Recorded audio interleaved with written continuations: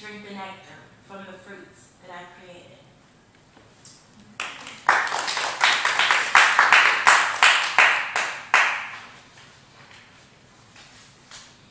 This next one is called One Warm Heart to Live.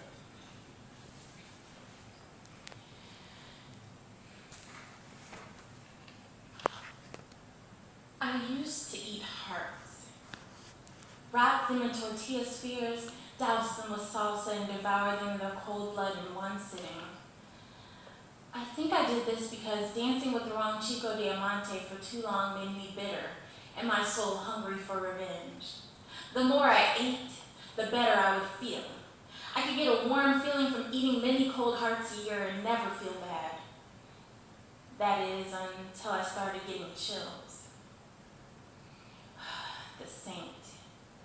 I would get them when the saintly apparition took me by the hand, led me to small cafes and cozy couches. I, looking into the eyes of the saint and touching his pilgrim hands, felt warm at once. I felt he was melting my cold, cold heart, but I couldn't be certain, so I asked him to touch it and see what he felt. And he said he could tell I am warm and juicy. So I let him pierce me in the corazon and drink of my essence daily. He would drink of my heart, and I would sip from his brain because that was the juiciest part of him. The connection was instant and lasted so long, the juices soon coursed through both our bodies. But I wasn't content, though. I wanted more. He had my heart, I had his mind, but I still wanted more. Too afraid to tell him I needed his warm, warm heart, I fled to an old soul and hid for some time. After I tried to scavenge the scraps from my past and offer the old soul my heart, refused, I returned to this new life, this new chance, this new love that was like any other and warm. But he had found a new plaything, and I was left destitute and hungry again. If ever I knew that such warmth could die from not being satisfied with my diet, if ever I knew that I could die in the bitter cold, I would have forever stayed in communion with the saint, because he tasted my heart and soul when I had one. It burst when he gave his promise to her, and now I ask, why is it in love you can never go back?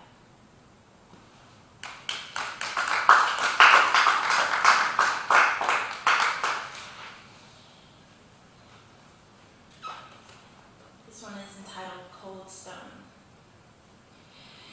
You're like this rock, a smooth, cold stone of granite, your eyes blacker than obsidian. Your heart used to be visible like a TV stone. Now it's shady like gray agate. There's nothing soft about you. I collect different pieces of you in my memory for the day that I must move on and live without you.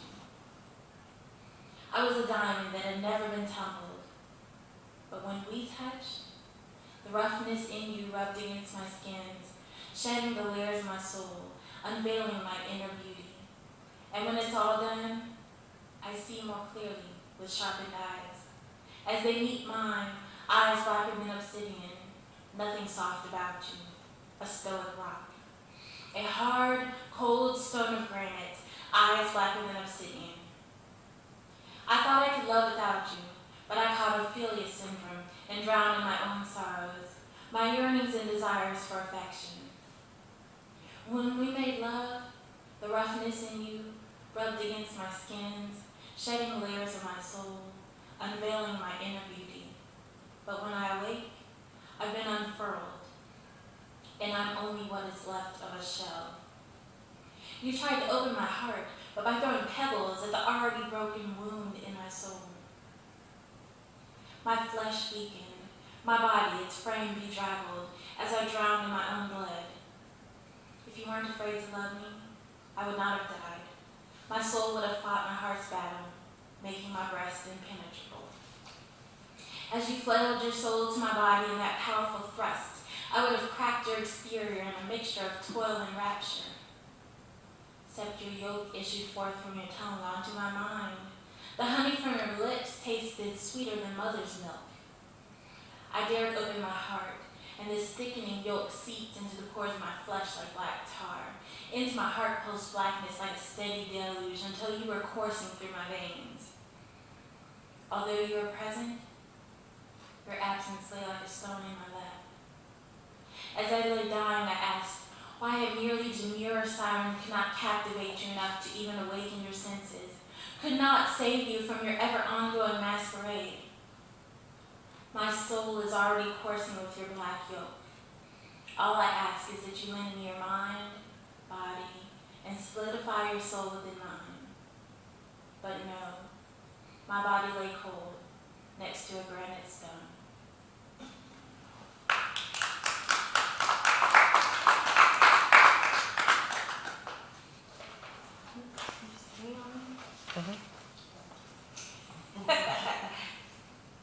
Okay, this next one is soul decision.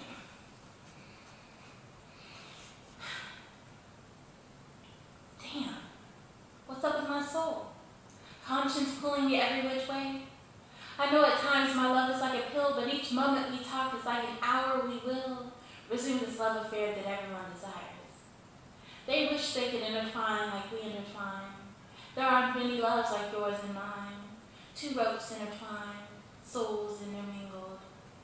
What's up with my soul? I don't know what happened the other day, but right now, I'm in hiding till the love goes away. Each time we touch, your brown eyes meet mine, you seal it with a kiss, I'm reminded of us intertwined. And recently I've had these heat flashes. A fever hits me like a backdraft every time I see you, feel you, hear our song. I don't know what's up with my soul, because the more I try to understand, the less I know.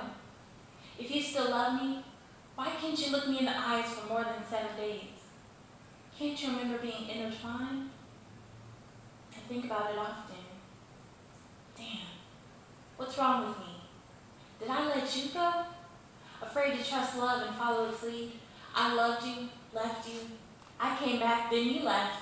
Now you're scared to take me back because you don't go back. Can't you see this pool is a force greater than you or me? Just like the sun's fate is to retire every night, I was destined to travel life's journey by your side. Now you don't know how to trust, but the knowledge is within. The more you live, the more you grow. And now I know I'm letting go. Because the problem isn't with me. You don't trust me, but you won't let go. Damn, what's up with your soul?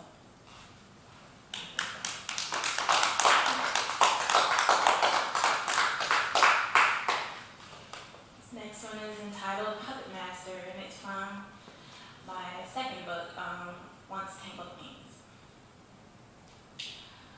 Overall, I disappoint myself. I overanalyze until I disgust myself. But perhaps I'm just seeing clearly through muddled scenes of what I wish my life could be. I hate a lot of people, and in turn they hate me. Not for any particular reason, but that they don't find me appealing enough. And I never hate without just cause, fear, or absolution. Perhaps I just need to sleep. I just need these scenes to stop playing out in my head. Me being left behind, shunned, beaten, misused, misguided, miseducated, misunderstood. I wish I could sleep or smoke my life away, tripping and wilding out day and night, never having to look in the cold mirror, never having to fright. I try to tell myself that I'm not ugly, but the thought is ingrained. I cannot see myself as beautiful. I'm not attractive. I am not beautiful. I am an abomination.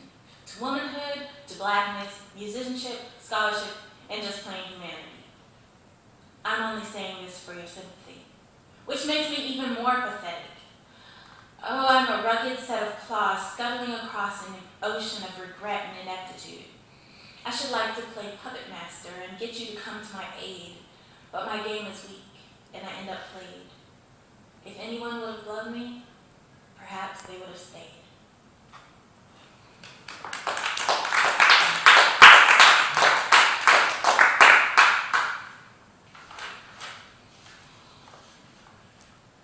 This one is from Once Tangled Wings as well. Thinking about childhood is sad. You always remember things like your pink teddy bear with the one eye and pink tongue that got trashed without your permission. The baby rocker you cherished, sold for $1 at the rummage sale. You're no longer a baby, so you give up your last pacifier and miss the smell of bottle nipples. You just want your milk and juice like you're used to, but you're a big kid now. I used to be special. But now I'm alone in my room crying at night because you won't read me a bedtime story and tuck me in. Good night.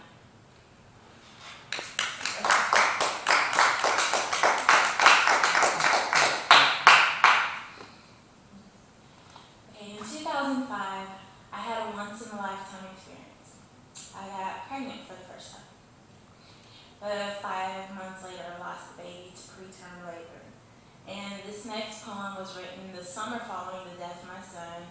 And I was told by my professor and several members of my writing group that I needed to wait and put my thoughts away for a while, so I was ready to deal with them. But I told them and myself that I was strong and that now was the time to get the emotions out.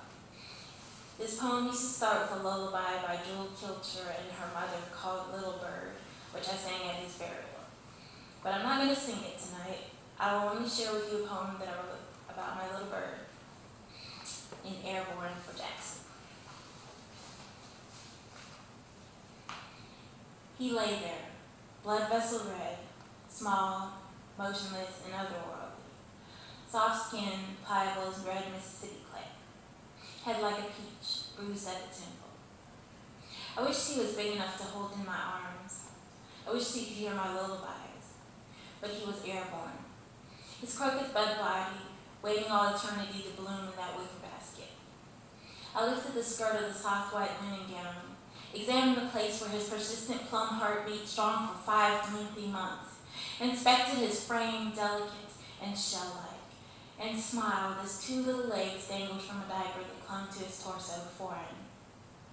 I wished I had seen him just as he was born, covered with milky mother, coiled like a tiny galaxy. Maybe he would expand like the Milky Way.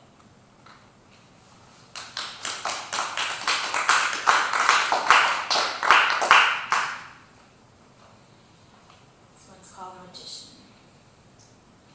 I'll be a magician, cast a spell to make my smile believable, conjure a clone that grants my soul vacation.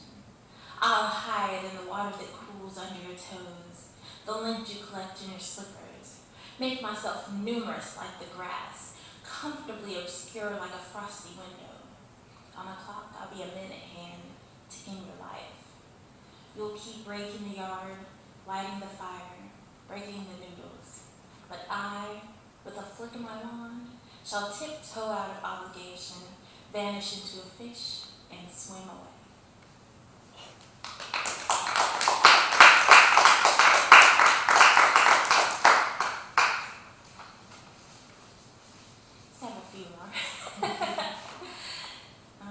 This one is entitled Sinner. It's phenomenally neat. Being a sinner is confirmed by my daring to believe God can make me more perfect than I already am. I'm fallible, but only by what others deem my downfalls. You see, hell is waking up to see that you're still living in darkness. Hell is your heart having second thoughts about the dust-consumed hearts you left scattered behind you like ashes, the pale pasty patches of skin that make up your soul peeking through little cracks in your facade, flesh hanging off your bones like the snot dripping off your stuck-up nose, the bleeding from the altitude filling your eyes with tears. Hell is sucking sour lemons instead of lips. The feeling that you're perfect because your fat doesn't extend beyond your narrow hips. Paint a perfect picture of vanity. Beauty stares right back at you and taunts your insanity. Afraid to thrust out my hand and trust unless his brother is a fan of me. Pus and infection fester like open boils. He's suffering now because I was afraid to trust him through all of my toils. God is waking up to find that through all his insanity, brother remained a better man than me. That's why I drink lyrics like potions, because it keeps me grounded and my life revolving in a circular motion so that one day my vanity drips less than my emotions flow free.